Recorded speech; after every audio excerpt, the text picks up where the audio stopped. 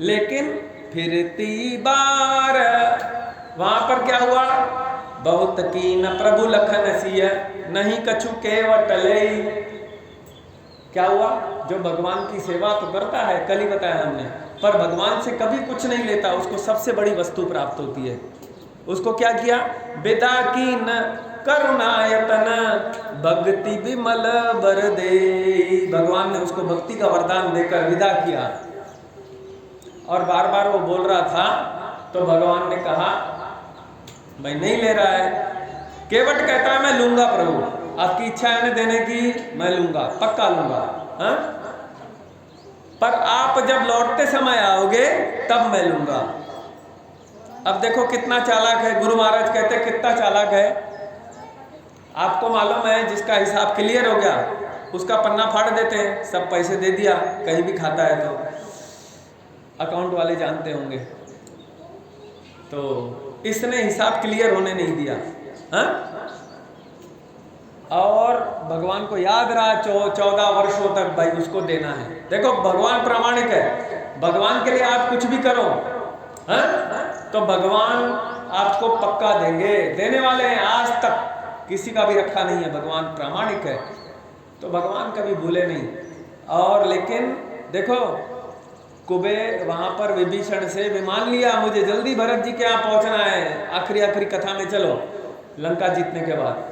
पर यहाँ पर रुकना, यहाँ पर उतरना उनको जरूरी था, जरूरी नहीं था, पर इनको बोला हुआ था। जैसा गंगा जी को प्रार्थना की थी सीता माता ने कि मैं सकुशल 14 वर्ष वनवास के बाद लौट के आऊं, ऐसी विनती गंगा जी को किया और मैं आकर तुम्हारी फिर पूजा करूंगी, है? ऐसी मन्नत की थी।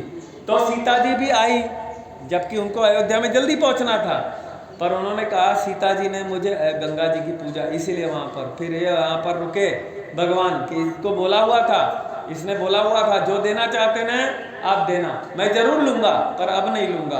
अब के क्षण जो है वो लेने के लिए नहीं है, दुख का क्षण है। तो फिरती बार वापसी में जब आप दोगे मुझे, वो मैं आनंद से। तो जिसने नहीं लिया उसको भगवान ने, देखो भगवान ने इसको केवट को अपने साथ में लिया। ये राज्याभिषेक में कितने दिन भगवान के साथ रहा, हाँ? और फिर वापसी में जब जाता है तो भगवान ने किसी को भी नहीं कहा, इसको कहा कि तुम आते जाते रहना हो, हाँ? कितनी बड़ी बात है, किसी को नहीं कहा राम जी ने। तो ये विशेषता है, हाँ? देखो किसको बोला जाएगा, इसने भगवान से कुछ नहीं लिया। आप भी विचार करो, आपके घर में कोई सिर्फ मांगने के लिए आता है, हाँ?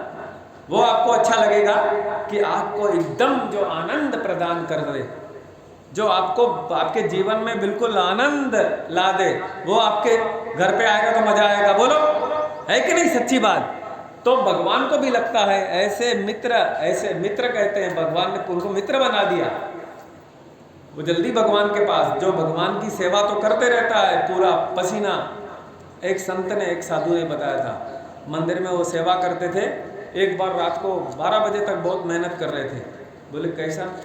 उन्होंने कहा पूरा झाड़ू लगाते लगाते रात को पूरी आंखों में नींद नहीं जब तक नहीं आती, काम करते करते अपने आप झाड़ू हाथ से छूट जाए, हाँ? इतनी तुम थक जाओ, तब तक तुम भगवान की सेवा करते रहो, ऐसा उन्होंने बताया। थे अच्छे साधु। तो जो भगवान की सेवा करेगा, भगवान देखो मित्र बना दिया केवट को। तो बहुत चालाक भी था, और बोले लौटते समय देना, और भगवान का अकाउंट क्लियर नहीं किया, भगवान को याद रहे।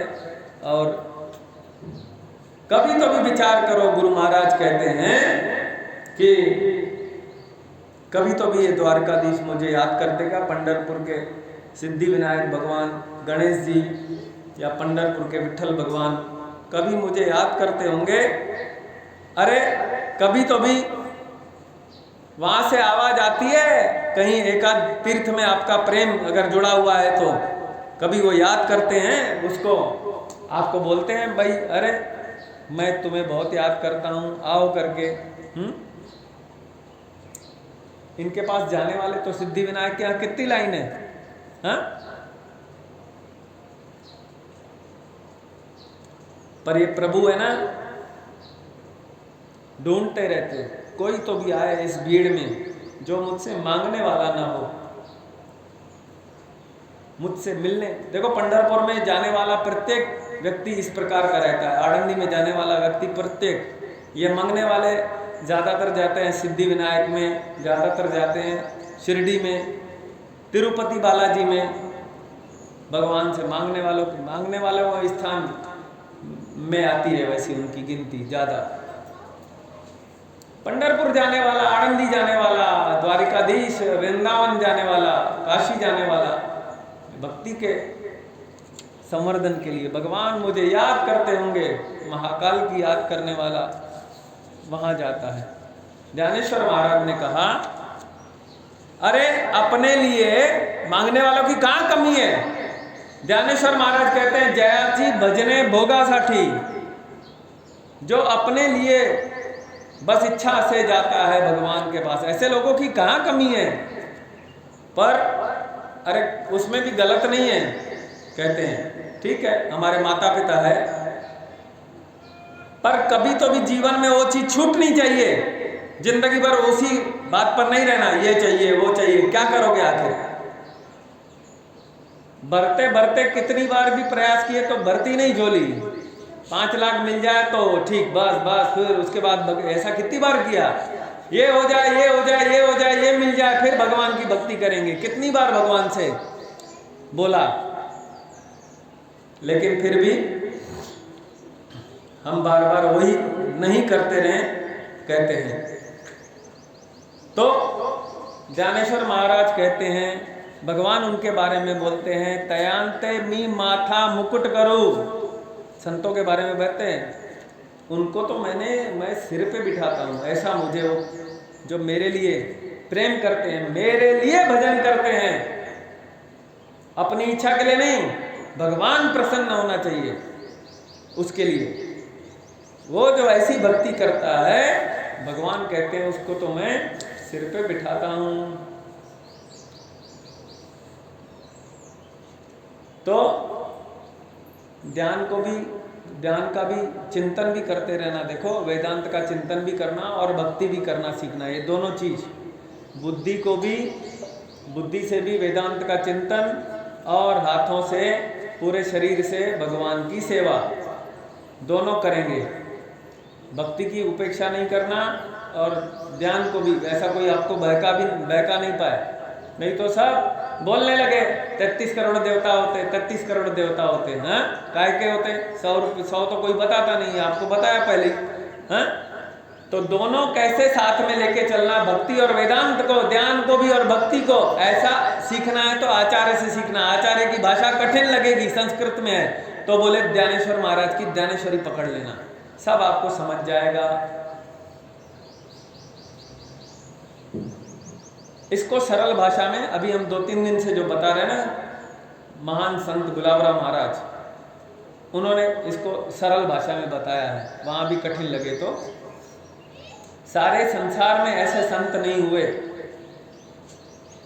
हाँ? ऐसा गुरु महाराज कहते हैं। तो आगे चले भगवान, राम राम जय राजा राम, राम राम जय सीता राम, राम राम जय राजा राम, राम राम जय सीता राम, राम राम जय राजा राम, राम राम जय सीता राम। जाते हैं भगवान का ऐसा दिव्य वर्णन किया है गोस्वामी तुलसीदास जी ने। राम, सीता जी और लक्ष्मण जी कहते हैं, जहाँ तहाँ भगवान का दर्शन करके लोग आनंदित हो जाते हैं, कैसे कितने सुंदर है, हाँ, उनको देखते और तृप्त होते हैं। गांव-गांव के लोग प्यासे नेत्रों से इनका दर्शन करते हैं। एक दिन जहां भगवान रहे वहां पर सब इनके ऊपर निछावर हो गए, गांव गांव के लोग। कैसा भगवान ने देखो इनको कुछ नहीं दिया, न इनसे कुछ चाहा, न इन्होंने कुछ चाहा, न भगवान ने इनको दिया, सिर्फ प्रेम का आदान प्रदान है। देखो कहते हैं चित्त में राम को बसाना चाहो तो प्रेम करना सीखो। जो कोई आवे तो मेरे पास प्रेम की एक किरण लेके जावे, ऐसा विचार रखना। तो देखो ऐसा है, ये प्रतिध्वनि के समान है। आप अगर ऐसा करोगे, आप सबसे प्रेम करने लगोगे, प्रेम के शब्द मीठे मीठे बोलने लगोगे सबसे, तो पुनः पुनः वो आपको अनेक गुना होके मिलता है। ये सारा प्रतिध्वनि के समान है। तो लोकाभिरामम अब आके पहुंचे कि राम जी वाल्मीकि आश्रम में पहुंचे। वाल्मीकि आश्रम में पहुंचे प्रभु रामचंद्र जी, और स्वागत किया वाल्मीकि जी ने। और दूसरे दिन प्रस्थान करते समय प्रभु ने पूछा, राम जी ने पूछा कि हमें कहाँ रहना चाहिए। राम जी पूछते हैं वाल्मीकि जी को, हमें क्या करना चाहिए।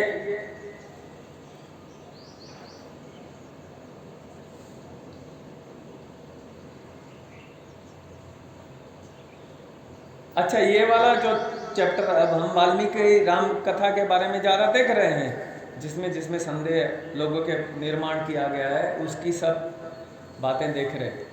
पर ये जो है वाल्मीकि जी से भेंट राम जी की, वो वाल्मीकि रामायण में नहीं है, पर गोस्वामी तुलसीदास जी ने लिखा है।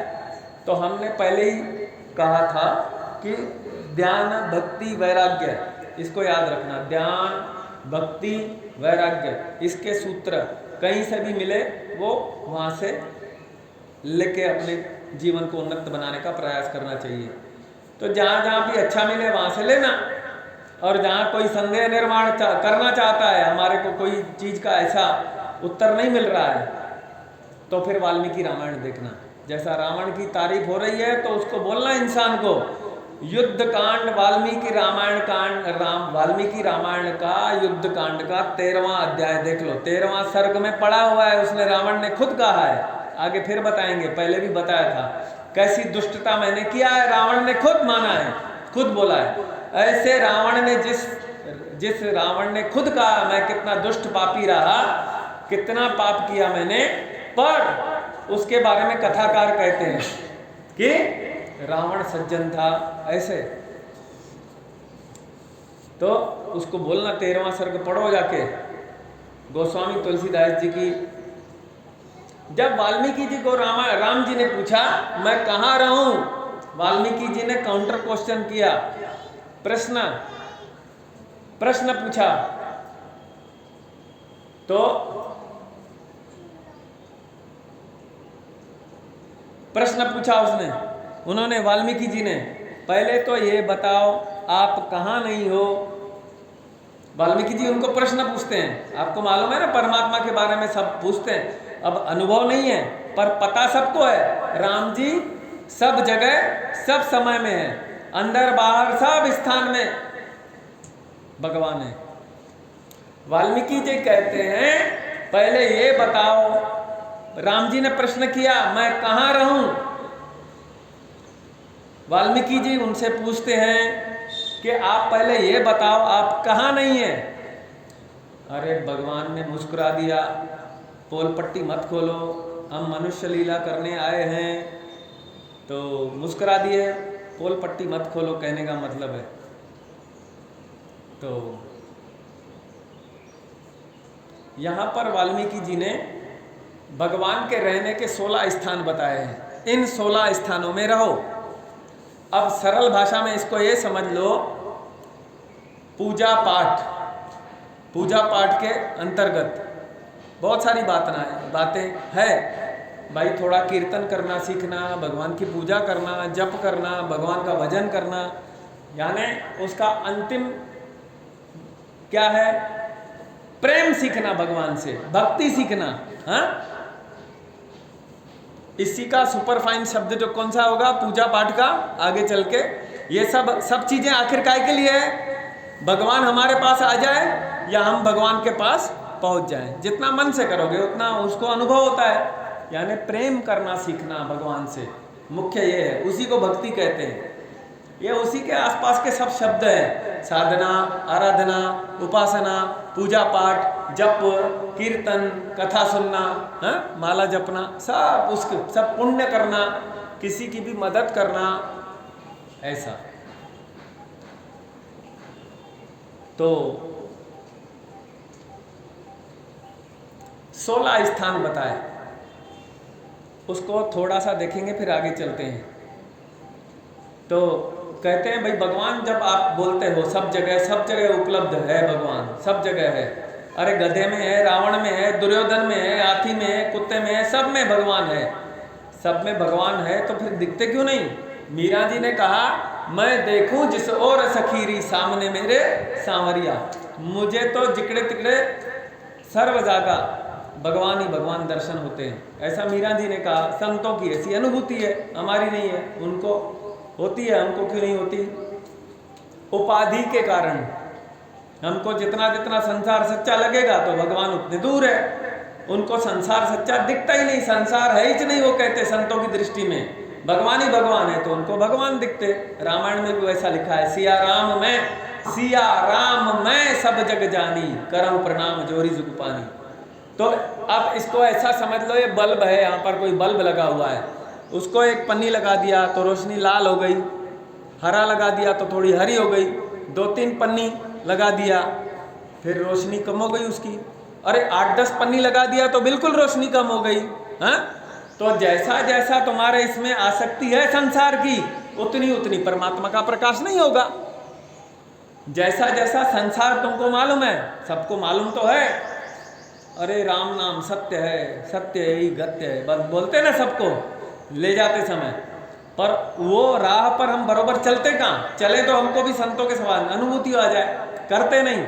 उस समय जाते हैं बस शमशान घाट में लेके जाते हैं मुर्दे को या किसी को भी, चार लोग, और वहाँ पर वो बोलते हैं, पर वहाँ पर तो बोला सबके सामने भाई ये ऐसी गति हमारी भी होने वाली है, पर इस गति के आते आते कम से कम मैं पहले अपने आप को संभाल लूँ, संवार लूँ, जो करना है, जो मनुष्य जन्म लेके मुझे करना है वो मैं कर लूँ।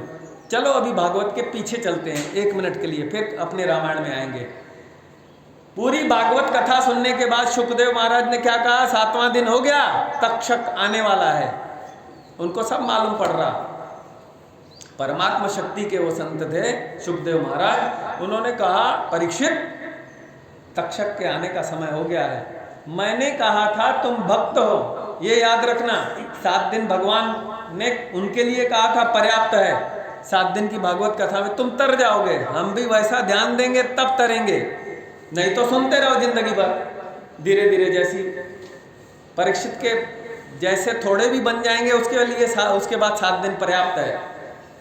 परीक्षित को कहा था शुकदेव जी ने, तुम भगवान के भक्त हो, तुमने आज तक नियमों का उल्लंघन नहीं किया है, पूरा जीवन निष्ठा पूर्वक धर्म से जिया है, तुम्हारे लिए 7 दिन पर्याप्त है, तुम 7 दिन में तुम्हारा उद्धार हो जाएगा, तुम्हारे को भगवान की झोली में मैं डाल दूंगा, ऐसा उन्होंने। अब तक्षक के आने का समय हो गया, बोले शुकदेव जी को मालूम पड़ रहा है, आ रहा है तक्षक, बोले आ रहा है, तुम्हारी स्थिति कैसी है?